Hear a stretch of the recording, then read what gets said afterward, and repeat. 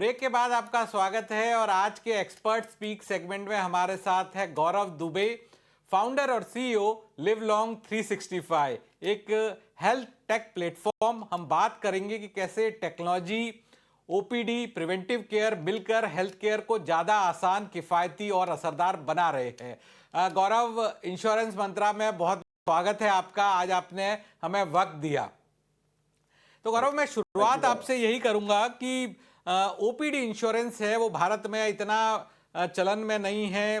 ज़्यादातर लोगों से हमारी बात होती है, हमारे दर्शकों के भी सवाल आते हैं, तो उनका यही कहना होता है कि आउट ऑफ पॉकेट जो खर्चा है वो हेल्थ केयर से जुड़ा हुआ, अस्पताल से जुड़ा हुआ, वो बहुत हो जाता है। तो क्या वजह है कि ओपीडी इंश्योरेंस इतना चलन में नहीं है और इसको और कैसे किफ़ायती और बेहतर बनाया जा सकता है? सो देखिए क्या है कि जो करेंटली आईआरडीए का जो नियम है कि हॉस्पिटलाइजेशन के बेस पे क्लेम अप्रूव होते हैं। तो सारे प्रोडक्ट्स अगर आप देखेंगे इंश्योरेंस कंपनीज के उसके उसके अराउंड ही उस नियम के अराउंड ही बनाए जाते हैं।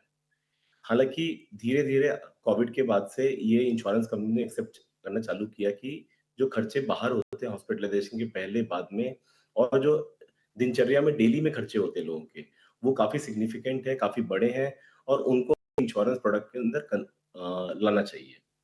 अगर आप बाहर के विदेशों में देखेंगे जैसे यूनाइटेड स्टेट्स हो गया, यूरोप हो गया या हर जगह OPD insurance as a separate product नहीं होता है। कोई भी हेल्थ केयर खर्चा होता है, वो इंश्योरेंस का पार्ट होता है और भले ही वो प्रिवेंटिव हो या क्रॉनिक हो या फिर हॉस्पिटलाइजेशन हो। तो ये इंडिया में इंडिया का अपना एक अलग तरीके से प्रोडक्ट लॉन्चेस की रेगुलेशंस थी। उस कारण ये धीरे आ रहा है बट अभी हम देख रहे हैं कि काफ़ी ज़्यादा एक्सेप्टेंस है, काफ़ी ज़्यादा कॉर्पोरेट्स में इसका एक्सेप्टेंस आ रहा है। काफ़ी रिटेल कस्टमर्स में जो अपना इंश्योरेंस प्रोडक्ट लेते हैं डिफरेंट प्लेटफ़ॉर्म से, हमारे प्लेटफ़ॉर्म से भी लेते हैं, वहाँ पर भी वो ओपीडी के बेनिफिट्स माँगने लग गए आज। गौरव, मैं एक चीज़ आपसे समझना चाहता था काफ़ी, क्योंकि जब इंश्योरेंस की बात आती तो लोगों में यही जानकारी है कि जो हॉस्पिटल के अंदर खर्चा आया वही कवरेज है, लेकिन हॉस्पिटल से पहले भी जो बीमारी होती है उससे 1 महीने 2 महीने पहले और हॉस्पिटल के इलाज के बाद का भी जो खर्चा होता है, क्या वो भी कवर होता है और किस तरह से उसका भी अपनी इंश्योरेंस पॉलिसी में पूरा फायदा लिया जा सकता है? सो देखिए एक एक इंश्योरेंस पॉलिसी में नियम होता है प्री एंड पोस्ट हॉस्पिटलाइजेशन। उसके एक मापदंड होते हैं कि आमतौर पे 30 से 90 दिन का प्री एंड 30 से 180 दिन का पोस्ट। ये हर पॉलिसी में एक फीचर की तरह होता है कि इसमें जो भी खर्चा हो रहा है, बट वो खर्चा हॉस्पिटलाइजेशन के तहत होना चाहिए। यानी कि उस हॉस्पिटलाइजेशन के अगर पहले खर्चा हो रहा हो बिकॉज़ ऑफ हॉस्पिटलाइजेशन या फिर हॉस्पिटलाइजेशन के बाद खर्चा हो, जो डॉक्टर ने डिस्चार्ज समरी में लिखा हो, वो आप सम एश्योर्ड में जितना सम एश्योर्ड अवेलेबल है, उसमें से आप डिडक्ट करा सकते हैं। ये आज की तारीख में पॉलिसी में फीचर होते हैं। बट ओपीडी देखिए खर्चे इससे बहुत ज़्यादा होते हैं। कई बार आपको हॉस्पिटलाइज़ेशन देखिए एक रेयर इवेंट कम होता है, राइट? 3 से 4% लोगों को हॉस्पिटलाइज़ेशन होता होगा। बाकी आप जो क्रॉनिक इलनेस है वो कंसिस्टेंटली मेडिसिन ले रहा है।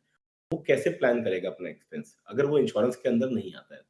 सिमिलरली लोग अपना टेस्ट नहीं करवाते हैं रेगुलरली जो करवाना चाहिए। सिमिलरली लोग रेगुलर डॉक्टर कंसल्टेशन नहीं लेते हैं क्योंकि ये किसी भी कवरेज के पार्ट नहीं है तो उनको लगता है कि मुझे जेब से देना पड़ेगा। तो अगर हम उसको ओपीडी इंश्योरेंस क्या करता है कि ये खर्चों को भी जो हॉस्पिटलाइजेशन रिलेटेड नहीं होते, उनको भी अपने इंश्योरेंस पॉलिसी के अंदर लेकर आता है। बिल्कुल, तो यानी लोगों को ये जानकारी रखनी चाहिए या फिर अपनी नॉर्मल पॉलिसी भी ले रहे हैं, उसमें प्री हॉस्पिटलाइजेशन और पोस्ट हॉस्पिटलाइजेशन की जानकारी रखें, तो आपका अच्छा खासा पैसा बच सकता है। जी, एकदम और हमने जो देखा है कि पोस्ट हॉस्पिटलाइजेशन में काफ़ी बड़ा खर्चा आता है और लोग उसको क्लेम करना भूल जाते हैं और वो आउट ऑफ पॉकेट दे देते हैं। असल में होता क्या है कि वो छोटे-छोटे खर्चे होते हैं लेकिन बहुत सारे होते हैं, तो लोग अपने पॉकेट से दे देते हैं। वो आप पूरी तरह से क्लेम कर सकते हैं इंश्योरेंस पॉलिसी के अंदर और उससे काफ़ी बड़ी सेविंग हो सकती है आपकी। बिल्कुल। एक चीज़ मैं गौरव आपसे समझना चाहता था कि हम देखते हैं कि जो कंपनियों का ग्रुप हेल्थ कवर होता है, उसमें हर साल जो है वो प्रीमियम बढ़ता जा रहा है। तो उस वजह से कई बार देखने को मिलता है कि किसी एम्प्लॉयी को अगर पिछले साल 10 लाख का कवर दिया था कंपनी ने, तो उसे घटा के 8 लाख या 5 लाख तक कर दिया। तो इसको कैसे बेहतर किया जा सकता है? क्या एक प्रिवेंटिव हेल्थ केयर एक उपाय है जिसके ज़रिए जो कंपनियों का भी जो प्रीमियम है उसमें वो नहीं बढ़े और जो एम्प्लॉय है उसको भी पूरा फायदा मिले? सो देखिए एक सच्चाई है कि प्रीमियम बहुत ज़्यादा बढ़ रहा है अभी ग्रुप हेल्थ पे। उसको कम करने का या मैनेज करने का तरीका ये है कि हम ज़्यादा से ज़्यादा कस्टमर्स को प्रिवेंटिव या सेकेंडरी केयर में भेजें। अभी के दौर में क्या हो रहा है कि हर कस्टमर को टर्शियरी केयर में जाना पड़ रहा है for and which leads to hospitalisation.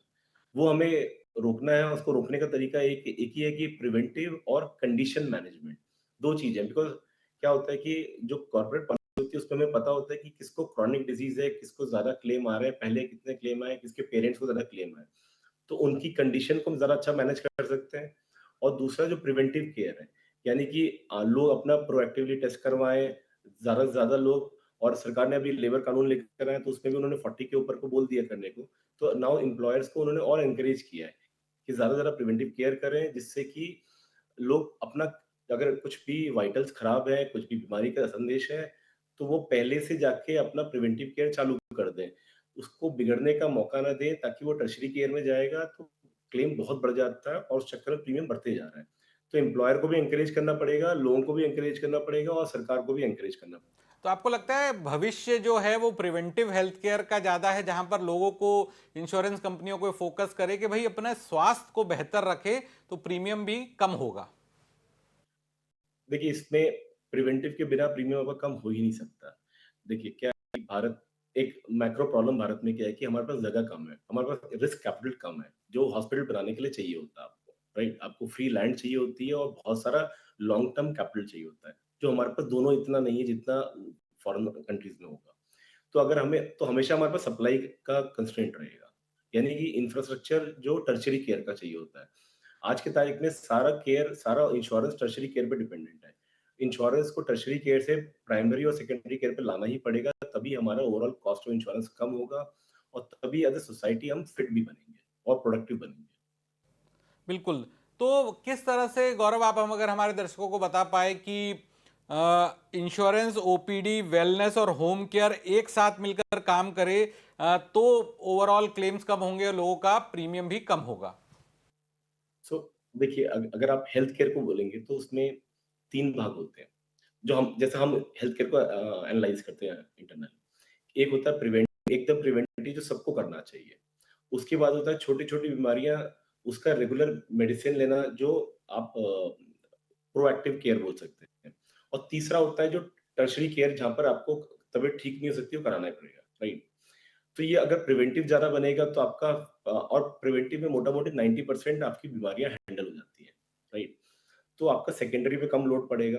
Secondary में अगर आप ढंग से यूज़ करेंगे उसके इंफ्रास्ट्रक्चर को, तो आपका टर्शियरी पे कम लोड पड़ेगा। टर्शियरी की देखिए सप्लाई हमेशा लिमिटेड रहेगी, क्योंकि वहाँ पर आपको स्पेशलाइज़ेशन चाहिए होती है डॉक्टर्स की, आपको एडवांस मशीन्स चाहिए होती हैं, आपको बहुत बेहतर इंफ्रा चाहिए होता है। उसकी हमेशा लिमिटेशन रहेगी, सप्लाई का हमेशा कंस्ट्रेंट रहेगा। तो जब जितना आप लोगों को पहले प्राइमरी और सेकेंडरी में रोकेंगे, उतना बढ़िया रहेगा। तो प्रिवेंटिव एक बहुत ज़रूरी चीज़ है उसके लिए, वेलनेस बहुत ज़रूरी चीज़ है। ऑल्सो एक आपने बहुत अच्छी बात बोली होम केयर की, जो आज की तारीख में इसका चलन देखने को मिल रहा है। अ, होम केयर में कई सारी बीमारियाँ होती हैं जिसका आप घर में इलाज कर सकते हैं। और विथ बेटर टेक्नोलॉजी, बेटर आपका रिमोट पेशेंट मॉनिटरिंग सिस्टम्स और बेटर क्लिनिकल प्रोटोकॉल्स, उन लोगों को अगर हम घर में ठीक करेंगे तो जो कॉस्ट ऑफ इंश्योरेंस है, बिकॉज़ इंश्योरेंस के थ्रू होम केयर पे होगा, तो कॉस्ट ऑफ तो इंश्योरेंस गौरव, आपका अगर काफ़ी इसको एक कम होगा। कॉम्बो प्रोडक्ट बनाना हो, जहां पर home care, OPD, insurance, preventive सब कुछ एक कॉम्बो प्रोडक्ट बनाना हो, तो रेगुलेटरी फ्रंट पे आपके मुताबिक क्या करना चाहिए? सो देखिए देखिए इंश्योरेंस में तो हमने देखा है कि रेगुलेटर को डायरेक्शन देना ज़रूरी है, राइट? जो बिल में हमें जितना ड्राफ्ट में अंडरस्टैंडिंग है कि वेलनेस एक कंपोनेंट जो था पहले नहीं था, अब वो डायरेक्शनली ला रहे हैं, राइट? तो रेगुलेटर को एक तो डायरेक्शन देना पड़ेगा, क्लियर कट गाइडलाइन बनानी पड़ेंगी ओपीडी की, प्रिवेंटिव की। एक बहुत इंपॉर्टेंट चीज़ जो हम अगर ग्लोबली देखें कि जैसे अगर 50 के ऊपर कोई भी महिला होती है तो उनको मैमोग्राम हर 2 साल में कराना ज़रूरी है, अगर उनको इंश्योरेंस कवर हो तो, राइट? तो इस तरह के प्रावधान आपको लाने पड़ेंगे पॉलिसी के अंदर कि आप प्रिवेंटिव आपको मैंडेटरी ही है, कराना ही पड़ेगा, राइट? कहीं से भी कराएँ वो आपकी मर्ज़ी, बट कराना पड़ेगा। तो ये बहुत ज़रूरी है। ये अगर रेगुलेटर लेकर आता है तो इससे काफ़ी प्रिवेंटिव का पिकअप होगा और जिससे आपका ओवरऑल कॉस्ट ऑफ इंश्योरेंस कम होगा। ऑल्सो जैसे होम केयर हुआ, तो होम केयर में आपको गाइडलाइन थोड़ी लानी पड़ेंगी। अभी डोमिसिलरी ट्रीटमेंट की गाइडलाइन होती है, बट वो पूरी तरह से सुदृढ़ नहीं है, उनको सुदृढ़ करने की ज़रूरत है। उसे क्लिनिकल प्रोटोकॉल ढंग से डिफाइन करने की ज़रूरत है। वो अगर चीज़ होंगी और इसमें प्रोवाइडर इंडस्ट्री यानी जो डॉक्टर्स हो गए, हॉस्पिटल्स हो, क्लिनिक्स हो गए, उनको भी साथ में काम करना पड़ेगा, इंश्योरेंस कंपनीज़ के और रेगुलेटर के। तो मुझे लगता है कि बहुत बढ़िया कॉम्प्रिहेंसिव प्रोडक्ट बन सकता है इसका, जो आराम से वायबल है। इंडिया का टेक्नोलॉजी स्टैक आज की तारीख में उसको सपोर्ट करता है, जिससे कि लोगों का आउट ऑफ पॉकेट एक्सपेंस कम से कम होता जाएगा बिल्कुल, और out of insurance cost pocket भी जो कम रहेगा। एक्सपेंस है वो काफ़ी कम हो जाएगा। आपने काफ़ी कई सारी दिलचस्प जानकारी बताई गौरव, बहुत बहुत शुक्रिया आज हमें वक्त देने के लिए। इसी के साथ अब वक्त हो चला है आपसे विदा लेने का, लेकिन जाते जाते हम आपको बता देते हैं, क्या आप जानते हैं कि हेल्थ इंश्योरेंस सिर्फ हॉस्पिटल के बिल तक सीमित नहीं होता। प्री हॉस्पिटलाइजेशन एक्सपेंसेस यानी हॉस्पिटल में भर्ती होने से पहले वाले खर्चे, जैसे डॉक्टर का consultation, blood test, x-ray, CT scan, MRI, ज्यादातर इंश्योरेंस प्लान में हॉस्पिटलाइजेशन से 30 से 60 दिन पहले तक ये खर्च कवर होते हैं। हालांकि पॉलिसी के हिसाब से अलग अलग ये जो 30-60 दिन है अलग भी हो सकता है। पोस्ट हॉस्पिटलाइजेशन एक्सपेंसेस यानी हॉस्पिटल से छुट्टी मिलने के बाद होने वाला खर्च, जैसे फॉलोअप विजिट, मेडिसिन और रिकवरी ट्रीटमेंट,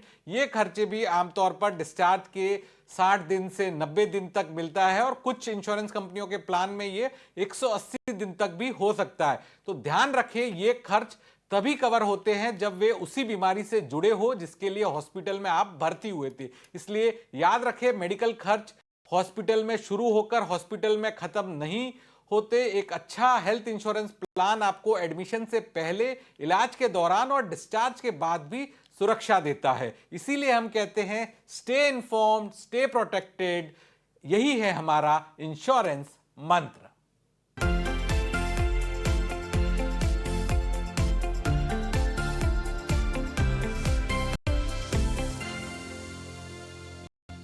in association